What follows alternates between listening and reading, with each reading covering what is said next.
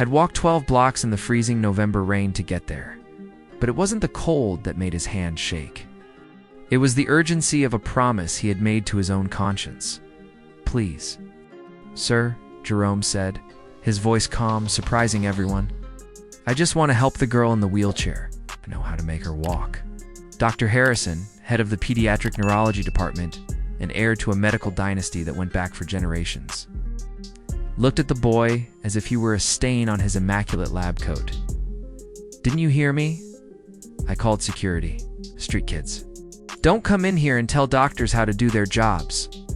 At 45, Dr. Harrison had built his reputation treating only the children of Chicago's elite. His specialty was telling wealthy parents exactly what they wanted to hear, even when there was no hope left, especially when it came to the daughter of the powerful Dr. Michael Foster, chief surgeon and the hospital's largest donor. The girl has been in physical therapy for 3 years and has never taken a step, Jerome continued, ignoring the approaching security guards. "But I can help." At that moment, Dr. Foster appeared in the hallway, pushing the wheelchair of his 7-year-old daughter Emma. The girl, born with cerebral palsy, watched everything with wide, curious eyes. When she saw Jerome, something inexplicable happened. She smiled and stretched her little arms toward him. "Emma, no," Dr. Foster whispered, pulling the chair back. Let's go to the session. Lovely, oh, Lily. But Emma pointed at Jerome and said her first clear word in 2 years. "Friend." The silence that followed was deafening. Dr. Harrison felt a twinge of irritation at the girl's reaction. In the 3 years he had been treating Emma, she had never shown any interest in anyone or any treatment. Jerome knelt down to the level of the wheelchair, his eyes meeting Emma's. "Hi, princess. Do you want to learn how to dance?" "Enough?" exploded Dr. Harrison. "Security, remove this boy immediately." Then he pointed at Jerome. "If you show your face here again, I'll call the police." Jerome stood up slowly, but before he was escorted out, he whispered something that made Dr. Harrison's blood run cold. "Doctor, I know exactly why Emma never got better, and I know you know too." 3 days had passed since Jerome had been escorted out of Memorial Hospital, but Dr. Harrison couldn't get those words out of his head. "I know exactly why Emma never got better, and I know you do too." He tried to convince himself that it was just the ravings of a disturbed child, but something in the certainty of those eyes bothered him deeply. On Thursday morning, he arrived at the hospital and found Jerome sitting on the steps of the main entrance, as if waiting. The boy made no attempt to enter. He just watched the comings and goings through the glass doors. "Haven't you called the police yet?" Harrison asked sharply of the security guard. "He's not causing any trouble, doctor. He just sits there. Technically, the sidewalk is public property." That morning, during Emma's therapy session, something strange happened. Normally apathetic, she kept looking toward the window. Harrison followed her gaze and saw Jerome outside, watching through the glass. Emma began to fidget, trying to communicate through gestures. When Harrison closed the curtains, she began to cry real tears of frustration. The first he had seen in years. That afternoon, Harrison discovered Jerome talking to Janet, one of the senior nurses, in the parking lot. "Janet, you were instructed not to interact with this child." "I'm sorry, Dr. Harrison, but he was telling me about techniques his grandmother used with special children." "It's fascinating." "Fascinating," Harrison nearly shouted. "He's an uneducated child who lives on the street." Jerome turned calmly to Harrison. "Doctor, my grandmother was Lily Williams. She worked at this hospital for 30 years in the pediatric neurology department. Perhaps you remember her?" Harrison's blood ran cold.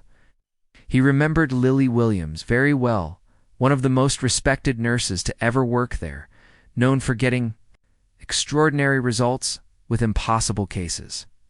"She raised me after my parents died," Jerome continued. "She taught me everything about how children's brains work. She taught me especially about cases like Emma's." "Dr. Harrison, if he really is Lily's grandson?" Janet began, but Harrison cut her off. "Enough. I don't care who he claims to be.